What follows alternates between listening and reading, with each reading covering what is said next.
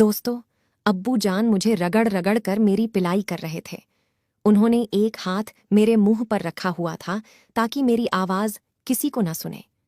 मेरी समझ में नहीं आ रहा था कि अब्बू जान को कैसे बताऊं कि मैं उसकी पत्नी नहीं बल्कि बेटी हूं।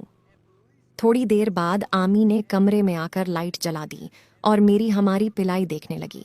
दोस्तों, मैं आप सभी से अपनी बाप बेटी की पिलाई की कहानी शेयर करना चाहती हूँ। कैसे मेरे अब्बू जान ने गलती से मुझे अपनी बीवी समझकर रात के अंधेरे में मुझे पेल दिया था। बाद में अम्मी जान को जब ये बात पता चली तो उन्होंने किसी को कुछ नहीं बोला बल्कि खुद भी पिलवाने के लिए रेडी हो गई। मेरा नाम सोफिया है और मैं पंजाब के एक गांव से हूँ। मेरे परिवार में मेरी बड़ी बहन, जिसकी 3 साल पहले शादी हो चुकी थी, लेकिन 1 साल बाद तलाक हो जाने के कारण वो अपने एक बेटे साथ हमारे साथ रहती है। उसके बाद मेरे एक भाई हैं जो नौकरी के चलते देश से बाहर रहते हैं और सबसे अंत में मेरा नंबर है। मेरी कहानी आज से 4 साल पहले शुरू होती है, जब मैंने गांव के स्कूल से मैट्रिक की परीक्षा पास की। मुझे आगे पढ़ने की बहुत इच्छा थी, लेकिन मेरी अम्मी किसी तरह से राजी नहीं हो रही थीं कि मुझे शहर में शिक्षा के लिए भेजा जाए।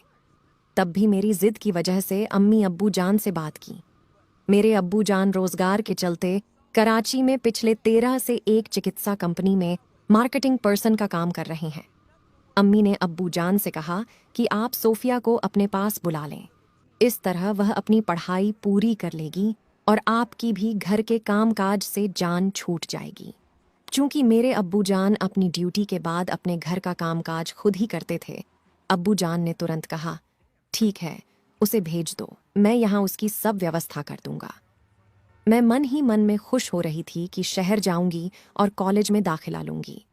फिर सब तय हुआ और करीब 2 महीने के बाद अब्बू जान 10 दिन के लिए घर आए और वापसी में मैं भी उनके साथ कराची के लिए रवाना हो गई। कराची पहुंचने पर पहले तो बहुत खुश हुई, लेकिन यहाँ यातायात और भीड़ देखकर मेरा दिल घबरा गया। एक पल को तो मैंने सोचा कि अब्बू जान से बोलूं कि मुझे वापस भेज दें, लेकिन फिर मैं यह सोचकर चुप हो गई कि कुछ दिनों में इस माहौल की आदी हो जाऊंगी। यही हुआ भी, यहाँ की चहल पहल और शोर शराबे के भी आदी हो गई। कुछ दिनों के बाद अब्बू जान ने मेरा एडमिशन एक कॉलेज में करवा दिया। कॉलेज घर से करीब था और मैं नियमित रूप से कॉलेज जाने लगी। शुरू के दिनों में मुझे कुछ समस्या हुई, लेकिन आहिस्ता आहिस्ता मैं इस सब की आदी हो गई। अब जिंदगी की रवायत सी हो गई थी कि कॉलेज से वापस आकर घर की साफ सफाई करती, जो अब्बू जान कभी ठीक से नहीं कर पाते थे। धीरे धीरे मैंने पूरे घर को साफ कर दिया। इसमें 2 कमरे, किचन और वॉश बाथरूम है। फिर मेरे आग्रह पर अब्बू जान ने घर का रंग रोशन भी फिर से करा दिया और हमारा घर साफ सुथरा हो गया। अब्बू जान ने ये सब देखा तो वे बहुत खुश हो गए और कहने लगे, यहाँ जीवन बीत गया है, कभी समय पर खाना भी नहीं खा पाया है, लेकिन तुम्हारे आने से यह घोंसला एक घर बन गया है, जो पहले केवल एक घर था। धीरे धीरे समय बीतता गया और मुझे यहाँ रहते हुए 7 महीने बीत गए। इतने समय में मैंने खुद को काफी बदल लिया था और यहाँ के रहन सहन के अनुसार भी ढल चुकी थी। मुझे में यहाँ आकर कुछ निखार भी आ चुका था।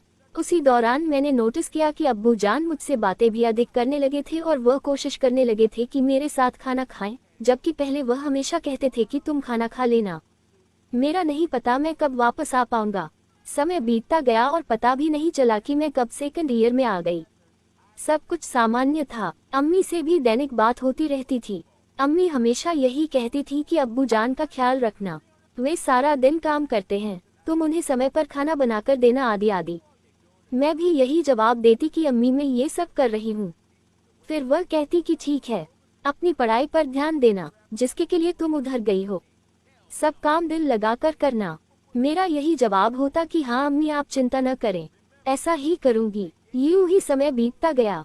फिर अचानक से मैंने नोट किया कि अब्बू जान काम से लेट आने लगे और कभी कभी तो मैं सो जाती थी और वे कब आते थे मुझे पता ही नहीं चलता था। कुछ दिन यूं ही गुजर गए। फिर एक दिन मैंने अब्बू जान से पूछा, आप लेट क्यों आते हैं, आप पहले समय पर आ जाते थे। उन्होंने ये कहकर टाल दिया कि काम अधिक होता है इसलिए लेट हो जाता हूँ।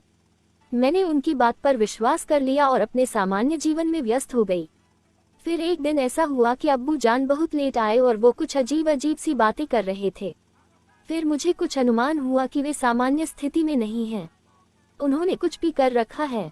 उनके मुंह से बदबू आ रही थी, जो बाद में किसी कॉलेज की सहेली से पता करने पर पता चला कि यह उसकी गंध थी। खैर, अस्थायी तौर पर परेशान जरूर हुई, लेकिन जीवन की गाड़ी आगे बढ़ती चली गई और मेरा शैक्षिकी सिलसिला आगे बढ़ता गया। मेरी अम्मी से बात होती रहती थी और वह हमेशा यही कहती थी कि अपनी पढ़ाई पर ध्यान दो और अपना हमेशा ध्यान रखना। मैं भी उनकी नसीहत पर सोचती कि आखिर माँ है, जवान बेटी की चिंता करना उनका अधिकार भी है और जिम्मेदारी भी है। एक रात ऐसा हुआ, मैं गहरी नींद में सो रही थी और अब्बू जान देर से घर आए और वह मेरे पास आकर लेट गए। पहले तो मुझे नींद की वजह से पता नहीं चला, लेकिन जब मेरी आंख खुली तो मैंने महसूस किया वह मेरी मम्मी पर हाथ फेर रहे थे। पहले तो मैं घबरा गई और उठकर दूसरी चारपाई पर जाकर सो गई।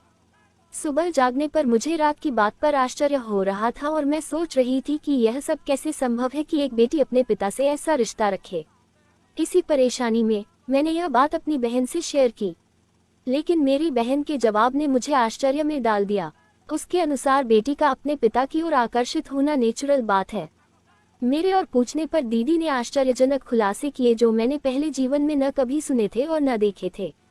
दोस्तों, मैंने आज तक ऐसी कोई बात न कभी सुनी थी, ना मेरी किसी सहेली ने मुझे कभी बताई थी। बड़ी दीदी के मुंह से ये सब बातें सुनकर मुझे बहुत अजीब लग रहा था, लेकिन उन्होंने तो बिना किसी शर्म के मुझे अपने बारे में सब कुछ बता दिया। मुझे बहुत अजीब लग रहा था। उस रात में दीदी की बातों को याद करके बहुत परेशान हो रही थी। मुझे सारी रात नींद नहीं आई, लेकिन कोई बात नहीं, जो होना था हो गया। अब मैं अपने भविष्य के बारे में सोचते सोचते सो गई। पहली बार मुझे पता चला कि मेरी बहन का क्यों तलाक हुआ था और इसका कारण मेरे अब्बू जान थे, जिनके मेरी बहन से 6 साल से संबंध रहे थे। जब दीदी गर्भावस्था में हुई थी तो दीदी की शादी कर दी गई थी, लेकिन जल्द ही उनके शौहर को मालूम हो गया था कि दीदी पहले से ही गर्भवती है, तो उन्होंने तलाक दे दिया था। दीदी जब भी अब्बू जान घर में छुट्टी में आते थे, वे अम्मी के बजाय दीदी के साथ सोते थे। दीदी जब ये बातें कर रही थी तो उनके लहजे से जरा भी महसूस नहीं हो रहा था कि वह क्या कह रही है। जब मैंने जोर दिया तो दीदी ने कहा कि मुझे पता है कि यह सब ठीक नहीं है, लेकिन जो भी तेरे साथ हुआ है उसमें अम्मी का हाथ भी है। शायद अम्मी ने अपने अस्तित्व लिए ये सब किया हुआ हो, क्योंकि अम्मी अब्बू जान से बड़ी उम्र की लगती हैं। शायद यही वजह रही होगी कि अम्मी को अब्बू जान पसंद नहीं करते हैं और अम्मी से अपनी बेटी को उनके आगे कर दिया। ये सारी बातें सुनने के बाद मैंने दीदी से पूछा, क्या तुमको ये सब करते हुए शर्म हया नहीं आई?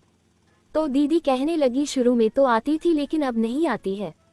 मेरे आग्रह करने पर वो कहने लगी कि ऐसे रिश्तों का अपना मजा होता है जो ऐसे होते हैं। मैंने जितनी बार भी अब्बू जान के साथ घपाघप किया, मुझे अपने पति के मुकाबले अधिक मजा आया है। उसके साथ पिलाई करके मुझे कभी इतना मजा नहीं आया। मैं ये सब बातें सुनकर हैरत में पड़ गई और सोचने लगी कि क्या इस दुनिया में ऐसा भी होता है। ये सब बातें सोचते सोचते कुछ दिन ऐसे ही गुजर गए। फिर एक रात ऐसा हुआ कि अब्बू जान थकान की हालत में घर आए। मैं सो रही थी और वे मेरे पास आकर लेट गए। उनकी उपस्थिति का एहसास होते हुए भी मैं अनजान बनी रही। मैं ये देख रही थी कि अब्बू जान क्या करते हैं।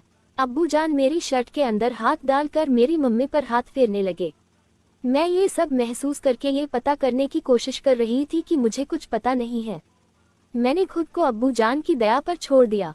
मेरा कोई विरोध न पाकर अब्बू जान ने मेरी शर्ट ऊपर करके मेरे ब्रा को निकाल दिया। मैं अपनी आंखें बंद रखे हुए चुप लेटी रही। फिर धीरे धीरे अब्बू जान ने मेरी सलवार को भी निकाल दिया और मेरी फुद्दी में उंगली करने लगे। जब ये सब मेरी बर्दाश्त से बाहर होने लगा तो मैंने दूसरी तरफ करवट बदल ली, लेकिन अब्बू जान लगातार मेरी मम्मी पर अपना मुंह रखकर मेरे मम्मी को चूस रहे थे, जिसकी वजह से मेरी बर्दाश्त से ये सब बाहर हो गया। अब्बू जान ने मेरी टांगों को खोलकर अपने कंधे पर रख ली, अपने औजार को मेरी योनी में पेलने लगे। कुछ ही पलों में उनका औजार मेरी योनी में घुस गया और मैं दर्द से तड़फ उठी हूँ। आहा हाया या अब्बू जान मेरी योनी में अपना औजार का सुपारा पेलकर ऊपर नीचे करने लगे।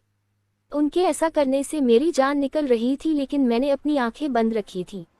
इसी बीच अब्बू जान ने अपना पूरा औजार मेरी योनी में पेल दिया और जोर जोर से झटके मारने लगे। थोड़ी सी तकलीफ के बाद मुझे भी मजा आने लगा और मैं भी उनका साथ देने लगी। थोड़ी देर अब्बू जान मेरे अंदर बह गए। मुझे बेचैनी सी हो रही थी क्योंकि मैं अभी बाकी थी। अब्बू जान समझ गए कि मैं झड़ी नहीं हूँ। फिर उन्होंने अपनी उंगली से मुझे पेला और मैं झड़ी गई। मुझे पता भी नहीं चला और मैं वैसे ही सो गई। जब मैं सुबह उठी तो बिस्तर पर पानी के निशान देखकर रात वाली घटना याद आई और मैं बहुत परेशान हो गई। उस दिन मैं कॉलेज नहीं गई। सारा दिन घर में बिस्तर पर पड़ी रही और रात वाली घटना को सोच सोच कर परेशान होती रही। अचानक से दीदी की कॉल आई और उनसे इधर उधर की बातें करने के बाद वो मुझसे रात वाली घटना के बारे में बात करने लगी। शायद अब्बू जान ने उनसे कहा होगा कि मुझे समझा दें। ये थी वो घटना जब मेरे अब्बू जान ने मुझे पेल दिया। मेरी बाप बेटी की पिलाई की कहानी आपको कैसी